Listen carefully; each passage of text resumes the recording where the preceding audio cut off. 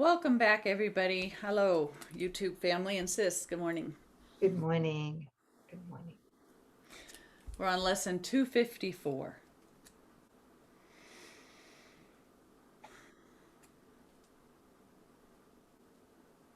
Let every voice but God's be still in me. Be still in me. Let every voice but God's be still in me. Father, today I would but hear your voice, or as Nouk Sanchez likes to say, Father, today I would hear only your voice. In deepest silence, I would come to you to hear your voice and to receive your word. I have no prayer but this. I come to you to ask you for the truth, and truth is but your will, which I would share with you today.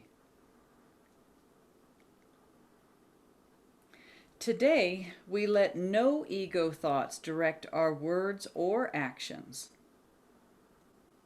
When such thoughts occur, we quietly step back and look at them, and then we let them go. We do not want what they would bring with them, and so we do not choose to keep them. They are silent now.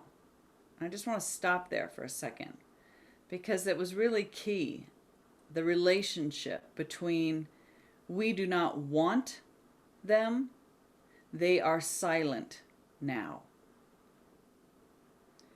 It's only as we still find some payoff in the conflict that they bring that they will continue to come. When they no longer find a willing participant,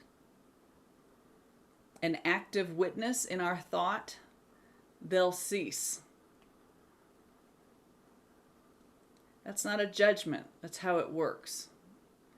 It's our belief and consent or our desire for them because they are all there is to mythical me, that they seem to bombard us. And I'm talking to myself. But they do dry up for a lack of a want. Go ahead. I was going to leave this till last, but okay. I think now we're unpacking it in the middle of it. Let's just keep going, otherwise Sure. it'll be disjointed. At this point, it really involves vigilance for impersonal mind watching, right? Yes. And that means vigilance to not take things personally, because it's only the false self, the mythical me, that takes things personally. Yeah. That has to defend its judgments and its opinions. Yeah. So we need to be present and mindful to do some of this impersonal mind watching with no judgment and no guilt. Right. Because if judgment and guilt come into our mind, then that's the ego again, taking something personally. So it's kind of like this thought that I'm having, or this feeling about this situation, or the feeling I have about this person, etc., is not mine. Yeah. It's not mine. It is the ego's. It's not mine. It's that positive separation. We have to bring that positive separation in when we seem to go down the rabbit hole and it gets sucked into the belief that we're being unfairly treated, because it's not true. Yeah. It's not true. And we have to make that separation. Yeah. And my current practice is becoming to just, and it's interesting because he says here, it's not just where does it say? I come to you. Where does he say? Okay, we quietly step back and look at them, and then we let them go. Yeah. So there's a step about stepping back and looking. And that's where it's like something is arising. That's as far as it goes. That's happening. right? This seems to be happening without any judgment, without any guilt, without any opinion, without a dog in the fight, just like this seems to be happening in my awareness, and to leave it. I don't want what that's offering me. That would give me a personhood. Only Coreen would look at that based on her appearance and past, think she knows what that is, and jump in with a value and an opinion and having a say so. And that's the status of the world right now. What if we could just say, this seems to be arising, and I don't want that. I want the peace of God where my inheritance is. That's it. And that's the only answer. Because while we're fueling it, good or bad, we're giving rise to nothing. So he says, when we choose that we don't want what they would bring with them, the ego's voice or the suggestions, and we choose not to keep them, they become silent. Because it was your engagement that seemed to make it real in the first place. So they're silent now. And in the stillness, that's beautiful. And in the stillness, hallowed by his love, God speaks to us and tells us of our will, as we have chosen to remember him. There we go. That's that being still, allowing the peace in the stillness, already hallowed by his love. It's right there. God speaks to us and reminds us of our will, one with his, ruler of the universe. As we choose, I don't want that. I want this. We remember God. We choose. Instead of defend against God in the gap, we choose our native state, our natural state, our home. Yeah. Wow. How important is this practice? It's everything now. It is, and it has to be consistent. I mean, we have to want it to be consistent. Yeah. And again, that's that. Why would I want to make this practice so important? Like on some days I have a good day where I remember to make this choice, and other days I'm like all over, like what'd you say, a dog's meal? Like a dog's dinner. Dog's dinner. All over the place, like a dog's dinner. Yeah. The great old Aussie saying. Can I tell them about the one up and down like a... like a horse draws? That's terrible. I'm sorry. Oh, that is not politically correct. That was back 40, the 50 first time Nouk ever said that to me, I about died. But anyway, yeah, all right. Sorry. We're not going to let this get off track. What is going to make us stay vigilant for this decision? Oh, this is arising and I don't want this. Only when you've experienced something better. Like when I don't do that, I get this. And more experience of this reality, the place where God's love is already awaiting us, the voice for God, the joy, miracles. the peace it brings, miracles, yeah. Dominion, holy instances. Yes, right? When you have enough of those, that's going to give you the backbone and the strength to go, what? Oh, no. Knee-jerk reaction? No. Until finally there's not even a knee-jerk reaction because you're so focused over here that drops away. Why? For lack of a witness. Yeah, thanks, sis. And you just reminded me of something that I used the last couple of days a lot as a mantra, which is that I am under no laws but God's. Yes. To remind myself when the ego comes in to tempt me that I'm under the laws of the body, or the weather or whatever it might be. Yeah. I'm not.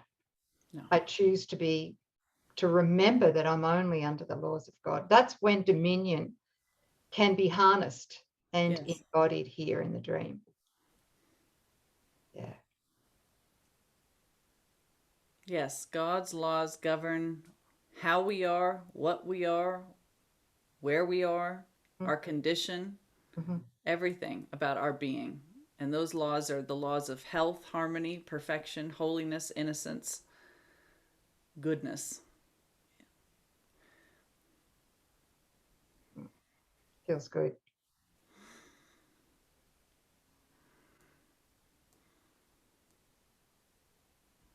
We have a good God. Yes, thank you. Boy. He has a good son as well. Let's not forget that. Thank you. A lot of gratitude in recognizing that what we're awakening to is wholly loving. Can you imagine if it was anything else? Oh.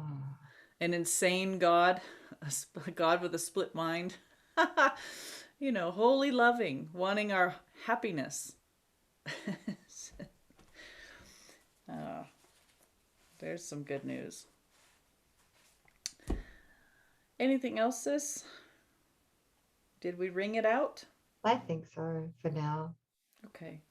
Yeah, all of these beautiful lessons that we're reading currently dovetail together so beautifully. Yeah. Yes. So let every voice but God's be still in me. Yeah. It's really lovely because in Christian Science we always started out with this absolute and we work out, and I can see that he's doing that. You know, I'd flip back to lesson 252. The Son of God is my identity. And the result of that, it's like if I am the Son of God, made in his image and likeness, then I have complete dominion because my will and God's will are the same, you know, that unified, just one will. I am that. So what God is doing, I'm doing at home in truth, right? And then he says, now when the next voice that comes up that says, yeah, but, he says, you know, let that be still. You're still as God created you. The Son of God is your identity. You have total dominion. And when opposition comes, you're at choice. Don't feed it. Right? That's, yeah. Gosh, beautiful. Thank you, Jesus. Can't wait to see what the next one says. You know, my mind holds only what I think with God. Mm-hmm. Same thing. Right. That's it. And if it's not God's thought, it's not even a thought. Let's not even call it a thought. It's an error. It's a distortion, an illusion. Okay. Very powerful, us joining like this. Yeah. And our beautiful Course in Miracles family as well. We're all joining in this. Mm-hmm. I mean, what's actually happening from this joining is that the darkness in everyone's mind is being cast out by our joining in the light. And to take heart that part of that flushing out that you said, it has to be flushed up, right? There has to be a stirring of what's dormant and hidden in the recesses of the mind. And we think, oh my God, this is terrible. And actually, it's the best thing ever, because what's unreal, but you've unwittingly given your consent or belief to, is simply being stirred up from the basement, brought to your awareness so that it can go. It's all on your behalf. It's it's an answer to your prayer to give you the dominion and the awareness that your only identity is the Son of God. Isn't that beautiful? So this grand stirring, it's not so stirring when we're doing this together, right? Just holding that light, holding the space, and loving one another and saying it's okay. When we're by ourselves, it can be pretty compromising, but man, just keep joining. Yeah, because it's part of the process of awakening from the ego thought system. We have to see it. Yes. We have to see what we've hidden in the ego's bunker, right? We have to see it. But we're not seeing it with the ego. We're seeing it with Holy Spirit, with the Holy Self. And then it can be divinely repurposed, reinterpreted, and then we're released from it. Right? That's right. Yeah. And there's a whole thing about Cameo 21 in the COA version of A Course in Miracles. I guess this part was taken out, but it's about the hatred. We don't recognize how much we hate our brothers. Well, that's not something anybody wants to talk about. It's certainly not a good topic for polite company, but it has to be brought out. That's like in the bottom of the basement, below the basement, in the bunker, under the bunker. It is right there. That's the core of the ego thought It's system. the core of the ego thought It's a system. murderous hatred. Yes. And Yeah, it's that's it. there. It's And there. and we're seeing that, aren't we, sis? Yes, we are. We are seeing it, Yeah. and we're seeing it without the blinders on. That's right. And I'm Because running that's it. that. Yeah, Mm-hmm. good on you. Thank you. Mm-hmm. Because that is what that represents all the suffering for eons in the dream of time that we've consented to. Yes. We'd much rather suffer over and over again than to look at that murderous rage, that murderous hatred. And the way that that looks in the world is that each of us have one or more people that we project that hatred onto, and then we never confront it, not the person, but the hatred. We never go after it. We're just, avoid them like the plague, or dummy it down, or just say, well, that's their problem, or divorce them. Divorce them. Yeah. It just and we're not saying divorce is wrong if it's guided. I'm just saying, but this is like, we can't compartmentalize the sonship and split it out and park our hatred in a brother and expect to awaken from the dream. It's not possible to close the gap with God, who is love, while there is hatred in the mind. That's just logical. So it's to go get it. Yeah. And to let it, flesh it up, feel it, look at it, hand it over. As disgusting as it feels, as revolting as it feels. Yes. But when you see that there's no other answer, it's like, okay, you can't get around it. You can't get around it. Anyway, stay tuned. It's we're going to be doing a whole thing on this, I know. All right. We love you. We thank you. Brave family, we really do love you. Thank you. Thank you so much for staying with us. Yeah. What a ride. We're not done yet. Okay. Thanks, family. We'll see you tomorrow. Thanks, everyone.